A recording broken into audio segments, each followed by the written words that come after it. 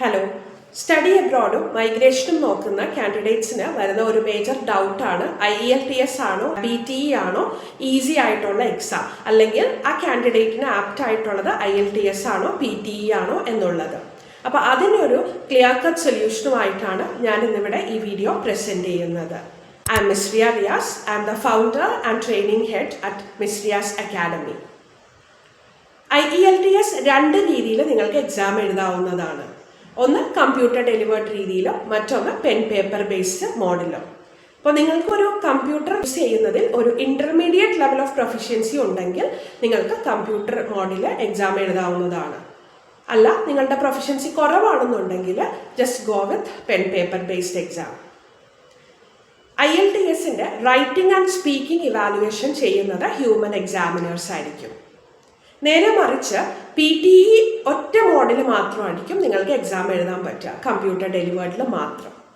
അപ്പോൾ computer delivered ആയതുകൊണ്ട് തന്നെ ഒരു AI യൂസ് ചെയ്തിട്ടുള്ള അൽഗോരിതം വെച്ചിട്ടായിരിക്കും നിങ്ങൾ എഴുതുന്ന ആൻസേഴ്സ് ഇവാലുവേറ്റ് ചെയ്യുന്നത്.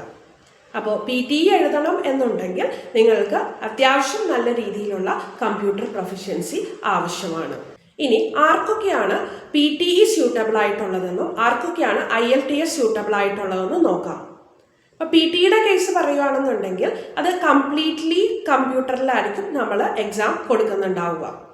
അപ്പോൾ ഒരു AI അൽഗോരിതം വെച്ചിട്ടാണ് അതിൻ്റെ സിസ്റ്റം വർക്ക് ചെയ്യുന്നത്. അപ്പോൾ ഒരു PTE എക്സാം എഴുതുന്ന ഒരു കാൻഡിഡേറ്റ് അത്യാവശ്യം നല്ല രീതിയിൽ ഫാസ്റ്റായിട്ട് തന്നെ സംസാരിക്കാൻ കഴിവുള്ള ഒരു വ്യക്തിയായിരിക്കണം എന്ന് നിർബന്ധമുണ്ട്. ഫാസ്റ്റ് സ്പീക്കർ ആയിരിക്കണം, അത്യാവശ്യം നല്ല ഫ്ലുവൻസിയും ആ കാൻഡിഡേറ്റിന് ഉണ്ടായിരിക്കണം. വൈ? ബിക്കോസ് ഒരു ക്വസ്റ്റ്യൻ കേട്ട് കഴിയുമ്പോൾ ഒരു 3 സെക്കൻഡിൽ കൂടുതലൊക്കെ നമ്മൾ ആലോചിച്ചിരുന്ന് കഴിഞ്ഞിട്ടുണ്ടെങ്കിൽ ഈ സിസ്റ്റം എന്താ വിചാരിക്കുന്നതെന്ന് വെച്ചാൽ നിങ്ങൾ എക്സാം എഴുതി കഴിഞ്ഞു, ആ ഒരു പർട്ടിക്കുലർ റെക്കോർഡിംഗ് കഴിഞ്ഞു എന്ന് വിചാരിച്ചിട്ട് സിസ്റ്റം ഓട്ടോമാറ്റിക്കലി ആ റെക്കോർഡിംഗ് സ്റ്റോപ്പ് ചെയ്യും. അപ്പോൾ അവിടെ എന്ത് സംഭവിക്കും? നമ്മളോട്ട് ആൻസർ പറഞ്ഞിട്ടുമില്ല, ടൈം കഴിയുകയും ചെയ്തു, നമുക്ക് മാർക്സ് കിട്ടുകയില്ല, സ്കോർ കിട്ടുകയില്ല. വേറെ IELTSൻ്റെ കേസിലാണെന്നുണ്ടെങ്കിൽ അവിടെ ഹ്യൂമൻ എക്സാമിനേഴ്സ് ആണ് ഇരിക്കുന്നത്. IELTS എക്സാം എഴുതിയ കാൻഡിഡേറ്റ്സിനെല്ലാം അറിയാം, കമ്പ്യൂട്ടർ ഡെലിവേർഡ് ആണെങ്കിൽ കൂടി ഒരു വീഡിയോ കോൺഫറൻസിങ് മോഡിലായിരിക്കും സ്പീക്കിങ്ങിൻ്റെ എക്സാം കണ്ടക്ട് ചെയ്യപ്പെടുന്നത്. ഇപ്പോൾ ഒരു കാൻഡിഡേറ്റ് ഒരു 2 സെക്കൻഡ് ആലോചിച്ചിരുന്നു എന്ന് പറഞ്ഞിട്ടുണ്ടെങ്കിൽ അത് അവർക്ക് കാണാം, എക്സാമിനർക്ക് കാണാം, ഓക്കെ ഈ കാൻഡിഡേറ്റ് ആലോചിക്കുകയാണ് എന്നുള്ളത്. എന്ന് പറഞ്ഞിട്ട് ഒരുപാട് ലോങ് പ്രോസസ്സ് എടുക്കാനായിട്ടും സമ്മതിക്കില്ല കേട്ടോ. ചെറിയ ചെറിയ പ്രോസസ്സൊക്കെ എടുക്കാം. തന്നെയുമല്ല, ഇപ്പോൾ നമ്മൾ പറഞ്ഞ ആൻസർ കുറച്ച് ലെങ്ത് കുറവാണെന്നിരിക്കട്ടെ, ഇപ്പോൾ പാർട്ട് 1 അല്ലെങ്കിൽ പാർട്ട് 3 കുറച്ച് ലെങ്ത് കുറവായി പോയി നമ്മൾ പറഞ്ഞ ആൻസറിനെന്നുണ്ടെങ്കിൽ എക്സാമിനേഴ്സ് ചിലപ്പോൾ ഇങ്ങനെ കൈയൊക്കെ കാണിച്ചിട്ട് ഇങ്ങനെ മോട്ടിവേറ്റ് ചെയ്യാറുണ്ട്, കുറച്ചുകൂടി പറയൂ എന്നുള്ള രീതിയിൽ മോട്ടിവേറ്റ് ചെയ്യാറുണ്ട്. അപ്പോൾ അത്തരം പ്രൊവിഷൻസ് ഒന്നും തന്നെ നമുക്ക് PTEയിൽ കിട്ടില്ല. അപ്പോൾ പറഞ്ഞു വന്നത് ഇത്രയേ ഉള്ളൂ. നിങ്ങൾ ഫ്ലുവൻ്റ് ആയിട്ടുള്ള ഒരു കാൻഡിഡേറ്റ് ആണ്, മിനിമൽ പ്രോസസ്സിൽ നിങ്ങൾക്ക് കാര്യങ്ങൾ അവതരിപ്പിക്കാനുള്ള കഴിവുണ്ട് എന്നുണ്ടെങ്കിൽ PTE എക്സാം നിങ്ങൾക്ക് ആപ്റ്റ് ആയിട്ടുള്ളൊരു എക്സാം ആയിരിക്കും. അതല്ല, നിങ്ങൾ അത്യാവശ്യം പ്രോസസ്സൊക്കെ എടുത്ത് സംസാരിക്കുന്ന ഒരു വ്യക്തിയാണ്, ഒരു എന്താ പറയുക ഫ്ലുവൻസിയൊക്കെ ഒരു ഇൻ്റർമീഡിയറ്റ് ലെവലിൽ ഫ്ലുവൻസിയൊക്കെ ഉള്ള ഒരാളാണെന്നുണ്ടെങ്കിൽ നിങ്ങൾക്ക് ഏറ്റവും ആപ്റ്റ് ആയിട്ടുള്ളത് IELTS എക്സാം തന്നെയായിരിക്കും. ബിക്കോസ് ഹ്യൂമൻ എക്സാമിനേഴ്സിന് കുറച്ചും കൂടി നിങ്ങളെ മനസ്സിലാക്കാനും നിങ്ങളെ ജഡ്ജ് ചെയ്യാനുമുള്ള കഴിവുണ്ടാകും. അത് PTEയിൽ അവൈലബിൾ ആയിരിക്കില്ല.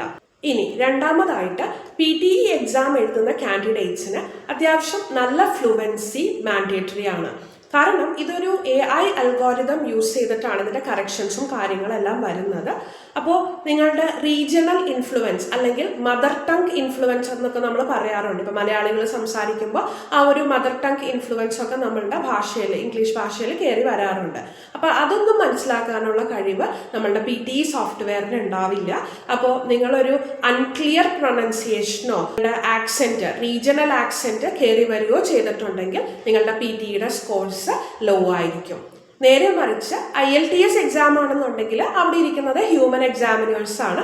അവർക്ക് നിങ്ങളുടെ റീജിയണൽ ആക്സെൻസ് കയറി വന്നതാണെന്ന് മനസ്സിലാക്കാനുള്ളൊരു കഴിവുണ്ട്.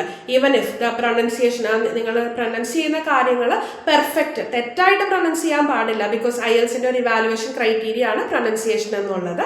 പക്ഷെ പെർഫെക്റ്റ് അല്ല എന്നുണ്ടെങ്കിൽ കൂടി നിങ്ങൾക്ക് അത്യാവശ്യം തരക്കേടില്ലാത്ത ബാങ്ക് സ്കോർസ് കിട്ടാനായിട്ട് IELTSൽ ചാൻസസ് ഉണ്ട്. സോ വന്നത് നിങ്ങൾക്ക് അത്യാവശ്യം നല്ല രീതിയിൽ ഫ്ലുവൻ്റ് ആയിട്ട് സംസാരിക്കാൻ, സ്പീഡിൽ സംസാരിക്കാനുള്ള കഴിവുണ്ട്, മിനിമൽ പോസസിൽ സംസാരിക്കാൻ പറ്റും. അതോടൊപ്പം തന്നെ ക്ലിയർ ആയിട്ട് വേർഡ്സ് പ്രൊനൗൺസ് ചെയ്യാനുള്ള ഒരു എബിലിറ്റി നിങ്ങൾക്കുണ്ട് എന്നുണ്ടെങ്കിൽ തീർച്ചയായിട്ടും PTE എക്സാം നിങ്ങൾക്ക് ആപ്റ്റ് ആയിരിക്കും.